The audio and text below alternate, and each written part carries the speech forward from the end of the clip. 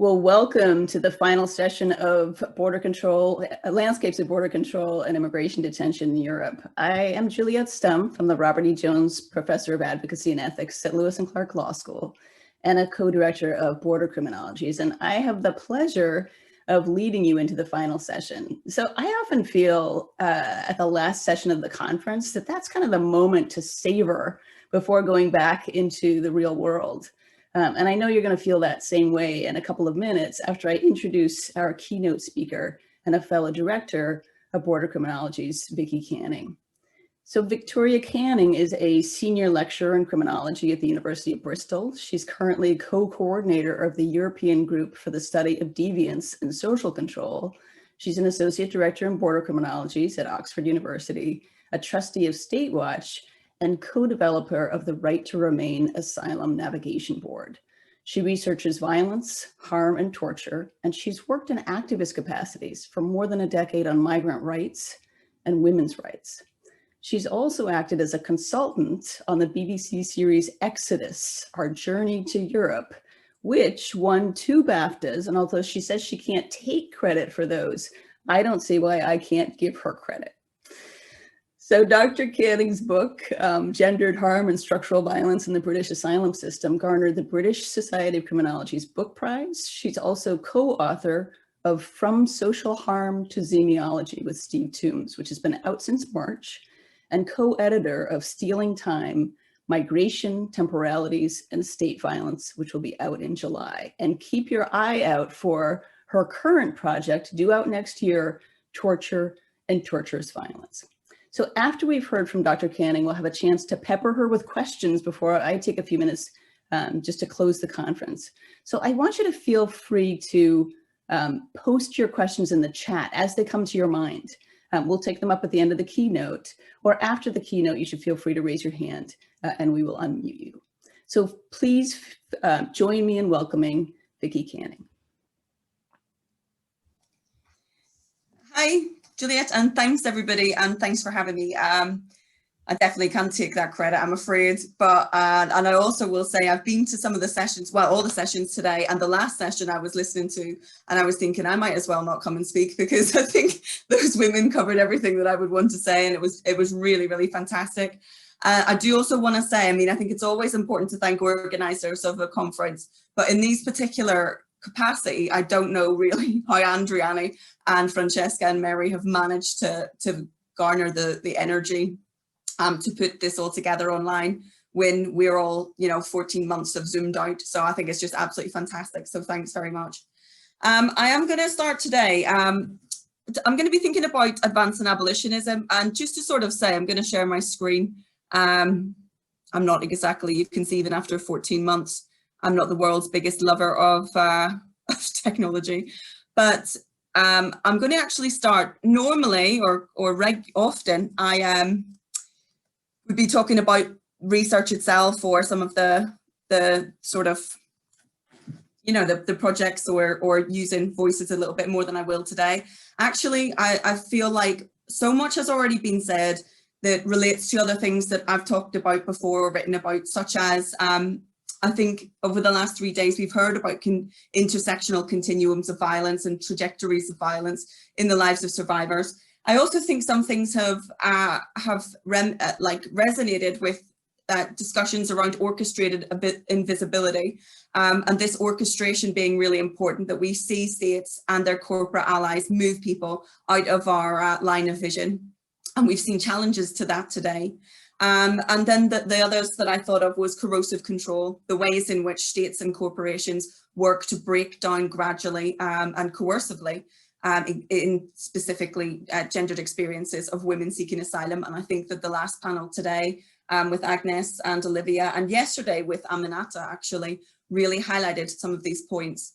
So what I want to think today more is moving beyond this, encapsulating what I've called elsewhere as degradation by design. Again, design being the key point, because all aspects of the asylum system, of all asylum systems and all aspects of detention are designed, and anything that has been designed can be undesigned and redesigned. So what I really want to think about today is how we put words, how we put these kinds of discussions forward, And I think this is important because discourse is important. And the last few days, until the last few sessions, the terms abolitionism, the terms of ending detention, these discussions aren't always used in our language. So really, in a way, it's about thinking about thinking and thinking about how we speak and say things.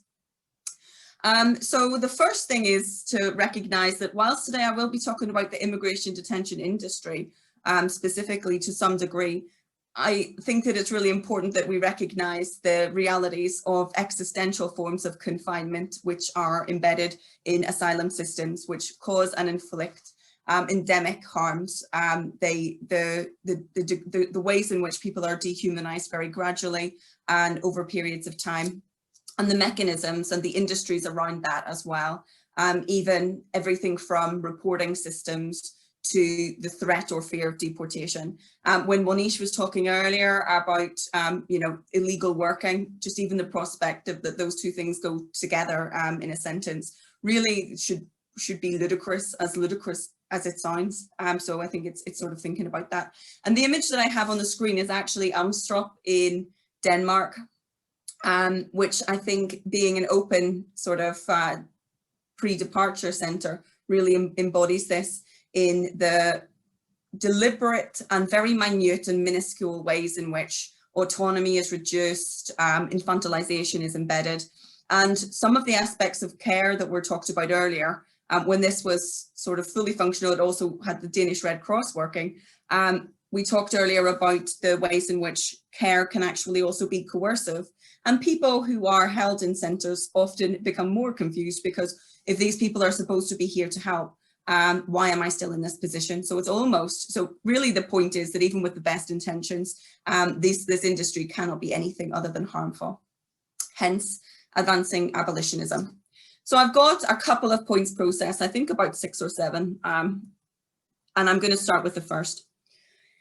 For the whole, for all of the discussions that I have and have had over periods of time with colleagues or over many areas, and as we've heard over the last few days, it is always worse somewhere else. So in the context of immigration detention or encampment, we can see here Dadaab in Kenya. We can see Manus Prison, and Moria. And so we've got examples here of really really toxic conditions, highly problematic conditions, and conditions that cause physical, mental, psychological harms and inflictions of violence. And we've heard some of those over the few days.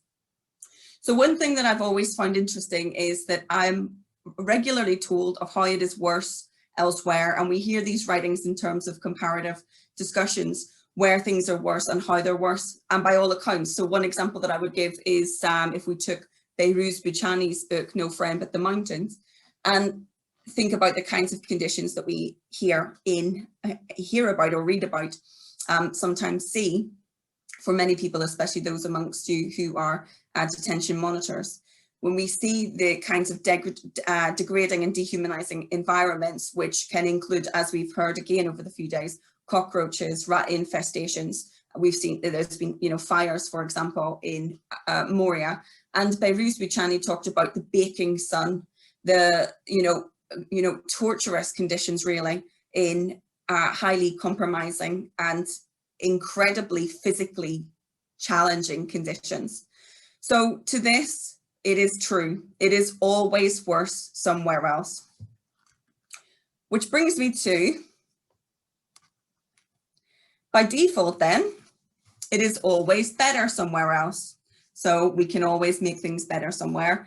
And conditions that some people live in, and the examples I'm going to use today are in Denmark and Sweden. These are not as bad as conditions of baking heat in Manus Island, of overcrowded and unsanitary conditions with no water mains, or issues around water mains, and other forms of infrastructure in some of the camps and centres. So by default, it is always better somewhere else. And the reason that I'm particularly interested in Nordic and Scandinavian approaches is that conditionally, they are better than other places. It is indisputable that such conditions, such as on Manus Prison, could possibly be arguably worse than for example, to two centres here, Astorp and Kellerud in Sweden. Both, as I'm going to show, in fact, quite, you know, people have 1 to 2 people to a room. There are 3 meals a day. I'm going to go through this. It is not overcrowded, etc., etc., etc. So what I want to do is problematize that idea that there can be such comparisons. In some sense, we could look to, you know, whichever condition that we're in. Firstly, we overlook, and I think this happens quite regularly, trajectories of confinement in people's lives, in that people who have been in other encampment areas or other detention areas end up in areas in the north. That we continue to look to such countries in relation to, say, you know, the happiest country in the world, or in terms of women's rights or other forms of rights, which completely overlook the rights of migrants, and that there is not the same experience in these countries. And thirdly, that wherever we are, we don't, no matter how big, if things are taking away our autonomy, our humanity, our sense of self, eroding how we feel about our self-worth, etc., we don't stop to think, well, at least I'm not in, you know, in a baking prison or something somewhere else. So conditionally, what I'm saying is, it is indisputable conditions can be worse. But I am also going to argue that that doesn't mean that because conditions are better or different elsewhere, that this makes detention any more acceptable. So I hope that makes sense so far. So the example that I want to use is immigration detention in Sweden. And this is just a kind of reflection from notes, folkhemmet in confinement, which is sort of like, you know, it's not cozy, it's more like family, and it's almost how it's been embedded in Swedish immigration detention, where things should be sort of nice and comfortable, that people should feel that they are. And one thing that kept coming up when I was interviewing immigration officers was that we can see people, that, you know, that we know that they know that we can see them. Just check my time. I have a tendency to go on. So folkhemmet in confinement. So as I'm, you know, thinking, although sterile, there's efforts to make this place not look like a prison. There was tropical fish, gyms, an open kitchen, access to outdoor space to smoke, widescreen televisions, and this was really like seemed to keep no one entertained, because as many of you who've been in immigration detention will know, it is very difficult to keep your concentration, whether it is on television or other things, because shock horror, your mind is more occupied by the lack of safety, security, or autonomy over the trajectory of your own life. So although I wonder what would be worse, abject boredom or watching multiple reruns of Keeping Up with the Kardashians. So that is actually what I thought by the end of the day. And funny enough, I was talking with colleagues recently about what reminds you of stuff in detention centres or in other parts of research that you found harmful. And every time I see the Kardashians on a bus or anything, it's almost like, it actually oddly brings me back to this. So I wish I'd never written that article called Keeping Up with the Kardashians, since they're everywhere. But this is actually this is the reality of this, is that we still think it's still kind of under the premise that things can look well or be comfortable, and that this somehow takes away from the deliberate taking of freedom. So another kind of reflection, Kennelbuller and Keeping Up with the kladdkaka. So kladdkaka being a very specific Swedish cake. And like other people were saying earlier about care and consideration and people wanting, you know, so we do hear, I think Evgeny Iliadou has outlined quite well the kinds of violences inflicted deliberately in some Greek detention centres by people. We've seen that certainly, and I'll talk about this in a second, in immigration detention centres in the UK. But there's also people who are sort of working toward trying to make things as comfortable as is possible. And this was a woman who was like super engaged in trying to make things as good as possible. She reflected quite a lot on really wanting to let the people who were detained know that she wasn't one of them. She wasn't racist. Even though she's so heavily embedded in a system that can be nothing otherwise, and I'll go into that in a bit. we bake, you know, we bake the hell out of this place. We make so many clod caca. Have you tried it? Sticky cake? Me? No. Chocolate, super sticky. It's everyone's favorite with vanilla ice cream, for example. So you've got this kind of sense. We make it a lot. They love it. They love it. And I think I want to emphasize, they love it. Cinnamon buns and typical Swedish stuff. So we also have that sort of complex nexus of almost like a kind of national identity of food and sharing this with people from other places as the they, but also that this can somehow reduce or erode the pains of confinement and the pains of detention. And this again, you know, another detention officer, to just to be with them and to listen to them. I think it's very important to everyone here to look in their eyes and say hi in the morning and notice them, that they are here and that you see them. So there's also something here about how you see yourself whenever you are still structurally engaged in this system of oppression, and what can be done on every days to mitigate that. And I want to keep this in everybody's mind, because I'm going to ask a question as we get to the end of the session, which will require thinking about clod caca. So then, even if we have all of the best intentions, as we've just seen with some examples, things sometimes go wrong. And we can see here, I mean, we've just seen this week in Turin, obviously, the suicide of a 23-year-old man. These examples I'm using here are Afghan teenage migrant stabbed to death in Moria, Jarl's Wood, 6 sex assault allegations investigated, Kate Evans, abuse of detainees at Brook House was truly shocking. I'm not going to go into these because we've written, and people in this room, this virtual room, have written about these extensively. Many have been heavily engaged in investigations into them, etc. So we are aware of what these violences are. But the prospect here is that sometimes things go wrong. So when things do go wrong, this requires reform. It requires improvements, interventions, and change. And here we have the chrysalis through to the butterfly. And again, keep the chrysalis in mind when we come through to the butterfly for later on. So I just wanted to pull a particular discourse of this, which I think resonates through quite a lot of literature in relation to detention and reform, and in relation to recommendations which are made in response to or as interventions into problems or issues which arise in immigration detention, such as those I've just outlined. So the literature-based reviewed, this is Von Werthen, 2018, really interesting journal article. The literature-based reviewed in this paper consistently demonstrated severe mental health consequences amongst detainees across a wide range of settings and jurisdictions. So let's move then to the last sentence. Recommendations based on these findings are presented, including increased focus on the identification of vulnerability and on minimizing the duration of detention. And I find this particularly interesting because, like many of the research literatures that there are, the answer is not, we should not detain people, based effectively, really, on neo-colonial ideologies around race and nationality. It's not to say that people don't necessarily believe this inherently, but even though this is pulling together 26 studies, it still doesn't say those words. The idea is that we can somehow build something into this system which will neutralize the toxicity that is embedded in it and on which it is built.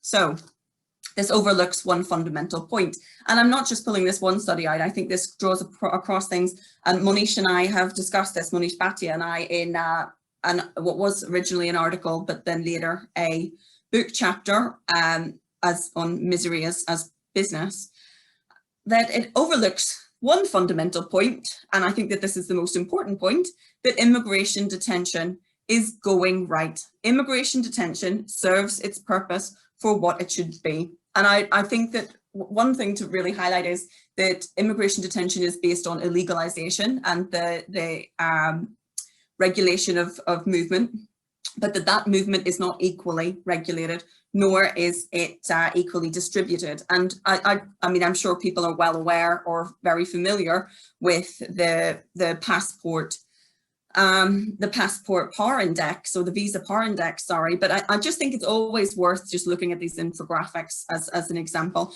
Whenever we look to Germany, where you can access, is it like 130, sorry, I'm getting really close to the screen, which is probably quite creepy for everyone. You can access 135 countries without visas until we get to the, so we have effectively, you know, Ireland, I'm quite high up here, I think, New Zealand, etc. Effectively, we have predominantly white countries, and then Syria, Iraq and Afghanistan in the bottom, where you can access, for example, for Afghanistan, 4 countries visa-free. So this is, of course, remarkable in the context of immigration and seeking asylum and persecution, and that it is increasingly more, and I think Monisha's paper earlier really highlighted this, the illegalization of movement based on visas and the inability to get visas, which completely, as we all know, undermines the Refugee Convention in the first place. So it's also, I think, really worth just seeing the infographic in the kinds of north-south racialized divide of who is more likely to be subject to detention, and the racist and colonialist basis of this is effectively in this, I think is really effectively in this infographic. So in one sense, just to highlight the first point being that it actually serves to regulate racialized controls based on neo-colonialist and national and sovereign borders, which we should be familiar with, I'm sure. But secondly, it is an industrial profiteering endeavor. So whilst immigration detention does cost money, it also generates, as we know, profit. It generates shares. I think it would be really interested to know if anyone is familiar with any studies which are looking into MPs and their beneficiaries in relation to the shares in some of the companies which are sort of heavily involved in immigration regulation. The Mirror did an interesting expose of those who were related to the NHS and private healthcare companies. And I think that something similar, if it hasn't been done, would be really, really useful. But we can see, you know, Tory MP bossed outsourcing from Serco, becomes new Justice Minister, shock horror. Serco given new asylum housing contracts despite £6.8 million fines. And Behrouz Bouchani, I've written it down here. In the UK, for example, we have Mighty, G4S, Serco and Geo Group, which are those that are most heavily involved. But what Behrouz Bouchani outlines here in relation to the Australian immigration detention complex includes G4S, the Salvation Army, Wilson Security, Broad Spectrum, Paladin, JOA Walkman, and the International Health and Medical Services. So here we have kind of almost conflations and co-option between private and profiteering and those which should be or are state regulated. So those are the 2 points I want to make on that. It is a profiteering endeavor and it facilitates racialized controls. It also allows for the orchestrated invisibility that I outlined earlier on and that we are particularly familiar with. And I just want to say as well, I think that Alarm Phone and other organizations or and NGOs and intervention groups are just doing such an important job of reminding states and reminding, you know, Frontex, etc., that we can actually, due to their work, it can't be invisible because that invisibility is being challenged by their work. So advancing abolitionism, and I mentioned earlier the chrysalis to the butterfly. To get a butterfly, you have to have a butterfly chrysalis. You can't, a bit like, you know, you can't have a chrysalis and hope for a, you know, polar bear. You can't go get one thing out of the other. And this, I argue, is very much the case for immigration detention. As David Scott writes in his work, and I think Thomas Mathieson before him, when the soil is toxic, you can't grow. There is nothing healthy that you can grow from it. It is already toxic. So take your seeds and plant them somewhere else. And this is what I also mean by undoing degradation by design. So advancing abolitionism, what is it? Well, let me just get a quick glass of water. It is water, it's not wine.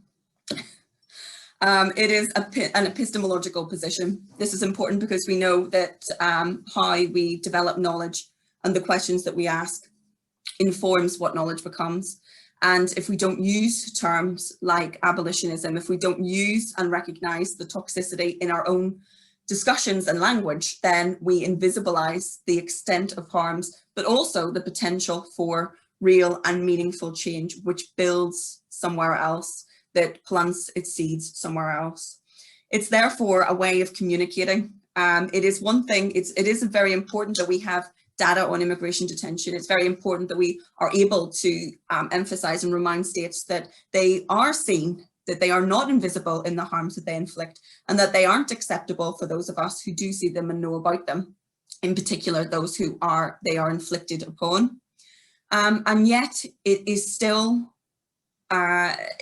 consistently not used in language. So rather than, the example that I used earlier, rather than saying, so maybe this is, these are the recommendations we could make, we need to say, sure, there can be recommendations, but the real recommendation is that we end the use of immigration detention and end inflicting these kinds, other forms of existential confinements on people more broadly. It's important to be conscious of co-option. So there's of course long-term abolitionist debates where should there be any discussion or work with non-abolitionist entities or organizations. And I think the key thing is to be very clear on co-option, and some colleagues earlier on from Italy highlighted this incredibly well. And I've experienced it myself in some organizations, in particular one feminist organization which worked with the police, and the gradual dissolution of the objectives and agendas of the organization just were replaced with policing language and KPIs and everything else. And it's kind of heartbreaking to see, but it's so gradual. So it's something that has to be very much on the tip of consciousness at all times. So is there a potential for duality? And again, colleagues at Border Criminologies and I have discussed this at different points. There are researchers who are not going to research, who have no need to research inside immigration detention centres. Therefore, there is no need to worry about not being able to access immigration detention centres. So there are some people who are bound to be able to access, to be able to find out what's happening, to see it. Some people are bound to be controlled in how they talk about immigration detention. So it's important to open up those dialogues with people who aren't bound, people like me, because as far as I can see, immigration detention, from my experiences of being in there, on more importantly with survivors of detention, is that it shouldn't exist. So find roles. We can find roles and develop roles to engage different people at different stages who can say different things in different arenas. And it is a process. And I think this is really important, that above all, we are really, I think, politically socialized into just thinking that everything can change all of the time. And I think that that's this kind of quick fix culture that is really embedded in particular by politicians. But it is a process, and it's a process which takes time, but that begins with putting names toward the ending of immigration detention, not the change, not the slight tweaks to immigration detention, the ending of immigration detention. So in conclusion, and this is a few slides, so don't get too excited. I do have, I think, about 5 minutes left. Is that right, Juliet? Yes. Okay, so I have 5 minutes? Yes. Fantastic. Yes. So, orchestrated invisibility and the legacies of racialized externalization. So I'm bringing us back to Sweden. And this is the kindness, as I mentioned earlier, kindness and coercion. I think these are 3 custody officers. So those who are supporting people and baking kladdkaka and making sure people are comfortable and getting people cigarettes are also the same people who, for example, say most of the time, sorry, my face isn't actually in the way of this quote, which is not helping me. Most of the times I'm starting to talk about the home country, about the families, and if they have parents, brothers, sisters, everything. And they normally then start to think, I want to go home. So the purpose really behind this building of a relationship or this building of a friendship of somebody who is, where there is such a significant power imbalance between someone who is detained and someone who is working in detention, they normally then start to think, okay, I want to go home. So we have a kind of kindness here in terms of friendship, in terms of seeing somebody, in terms of hearing what somebody has to say and asking about family. Actually, the motive, like all motives of detention and the immigration detention, the immigration industry or control industry, is the removal of unwanted people. I have a strategy. Most of the guys coming here, they're quite young. I asked them a little about their family and their mother. She chuckles. When you talk about their mothers, they usually want to see them quite soon again. So in most of the cases, I manage to not hand over the case to the police. So here we have a kind of, this brings us back to the start of the presentation, which is the difference between environments which are inherently physically violent, for example, and those which are bureaucratically violent and getting to an agenda in a different way. Without, I think of Hannah Arendt in this way as well, and also Weber's work on, you know, where is power and control, and have you lost, if you have to use violence, have you lost control? If you have to use state power, have you lost control? And in this way, especially in a state-centric environment, supposedly social, you know, a form of social democracy, whether that extends to migrants is otherwise questionable. But the objective is not to hand to the police. And then here we have, yeah, we had some, that's enough. I'm tired of this and I want to go home. It's better back home. And this is also about tiring people through a system. It's not accidental necessarily that things take so long. If things do seem accidental or do seem like they're not working, generally, you know, it's about getting somebody so fatigued that they go, I've had enough of this fight, I want to leave. And actually there's Stanley Edward, who's just written, he'd been in a deportation center, and he's written with Annika Lindberg in our Manimonish's new book, Stealing Time. And he uses this example as motivation. So they use enhanced motivation techniques in Denmark to motivate people to leave. And he says that his forms of resilience, that this knowing that he is so heavily pushed actually is his motivation to stay and to continue to survive. So I think this is such an important, I think, as I've said elsewhere, engendered harm, being in a country and continuing to be in a country is itself an act of resistance when all powers and forces around you are doing as much to squeeze you out as they can. This brings me again to one of the last points. This actually is a woman who was baking kladkaka. And I just want to go through this because, again, I emphasize there is no comparison in the conditions between, for example, Moria or Manus prison and the immigration detention centres that I'm talking about in the context of architecture or construction. But here we have a discussion between myself and the custody officer, who was, again, I emphasised earlier, baking kladkaka. Have you ever had to respond to anyone's suicide attempt yourself? Oh yeah, just last week, a man slit both his wrists and I was there. So what did you do?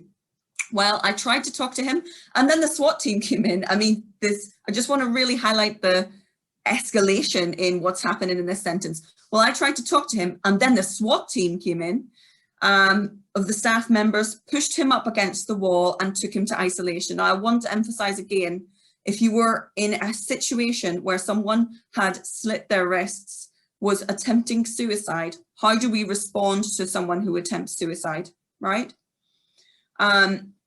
So he didn't actually cut, he was going to, oh no, he cut himself, he was bleeding. Did they call an ambulance? Yep, and the police and everything. Okay, so they took him to isolation and then, yeah, then to hospital and then to prison. Well, why prison? Also the title of a good book, Why Prison? He was very violent and he was threatening staff once he slit his wrists. So he was very violent and he was threatening staff once he slit his wrists. So is he in the prison now? No, he's back in Iran. He had the trip just 2 days before. He had tried to kill himself. No, I mean after. So 2 days after someone has slit his wrists, he is removed from Sweden to Iran. And this is what I mean by, this is obviously the infliction of violence on the self from someone who does not want to continue on in this immigration detention centre, whatever the conditions are. And of course, that is not to say that that is the same for everyone, but certainly as Inquest and the Institute of Race Relations are consistently showing, attempts at suicide are increasing every year in immigration detention centres. And we have also seen this week the case in Turin, where the similar harms embedded so deeply in someone who took his own life. So what I'm kind of emphasising here is that whilst there may be ideas about being calm and about creating senses of calm and control, actually, no matter how calm we are, the objective is to be deported anyway. I don't have time to go into this. Because, but if anybody wants to ask me about the scenario, the deportation effort scenario, I can talk about it. So it leaves me with a question. It leaves me with a question of really, how do we move forward talking about the immigration control complex more than just detention complex? But one thing that I often think about, and well, I'm thinking about more recently, it's very seldom. I don't think there are any. I've seen some scholars and colleagues who have compared, for example, lockdown during the pandemic with immigration detention or with prisons, etc. I don't think that there's any comparison at all because of the extra forms of violent regulations and controls and the lack of autonomy over longer term trajectories. But certainly for those of us who usually have free moving visas, that we've started to feel what regulations are like. So not being able, I'm in Northern Ireland at the minute. I've come over to see my mum and dad finally after a very long time, and realised the impacts of not being able to cross borders in ways that I haven't. And this brings me to sort of thinking, those who are researching and discussing immigration detention and discussing reform are also those who are disproportionately not likely to be detained. We are disproportionately not likely to experience the kinds of violent controls and reductions of autonomy that people with controlled visas, predominantly from the global south, who are experiencing. And if we can't get to a point where, if there's a point at which we can think, I don't know, well, which member of my family would I be happy enough to leave in an immigration detention centre in Sweden because they can watch the Kardashians whilst eating kladdkaka? If there's any one member of your family with that, which I highly doubt that there's going to be, then what we are actually doing is continuing to embed other and continuing to embed racism and continuing to embed neo-colonialist ideologies around who can and can't be controlled. If it's not us that we would accept to be controlled, if it's not you that you would accept to be controlled, if it's not someone you know, then it isn't good enough for anyone whose visa is under control to be controlled in these ways, whatever the conditions are. So I'll leave then with something that someone also, I think, echoed earlier. And this is Noor in Sweden, who lived for 13 years in Sweden, was deported to Lebanon.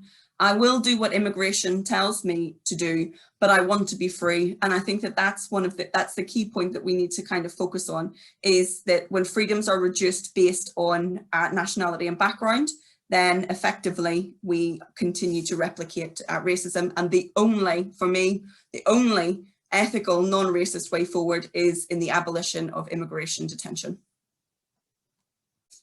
Vicky, that was fantastic. And I've learned so much, and I'm guessing I'm not the only one. So thank you for inspiring us and for bringing us forward through your words and for pulling together so many threads from the conference and the panels. Thanks for having me, by the way, and for everybody hanging around after all the amazing panels today and this week. That's right. Cracking.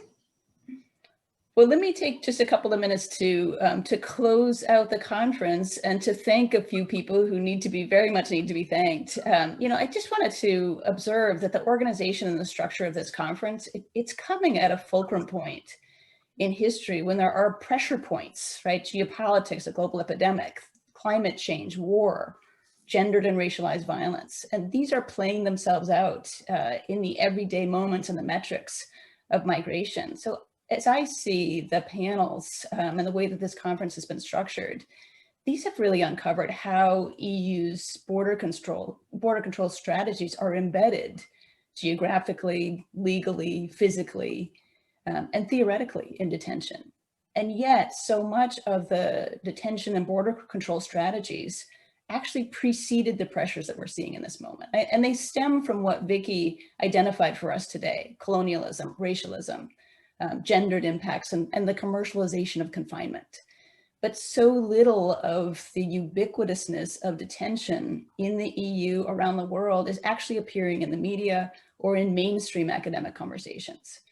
So I see a conference like this as doing really critical work. It's fitting together in this virtual space the Rubik's Cube of passion, knowledge, research, and advocacy around administrative confinement that is needed to bring to light what detention really is.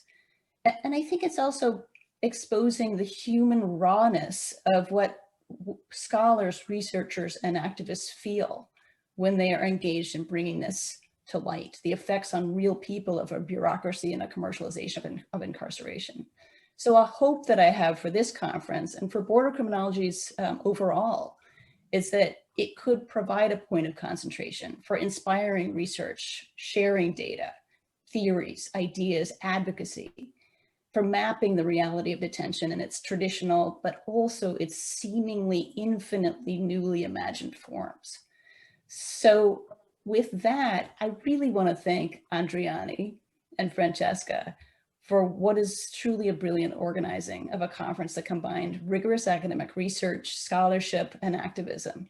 And I want to thank you all for attending and participating and bringing your ideas and your efforts and your attention and your passion and your time, your overtime actually, to these issues and to this space. So let me turn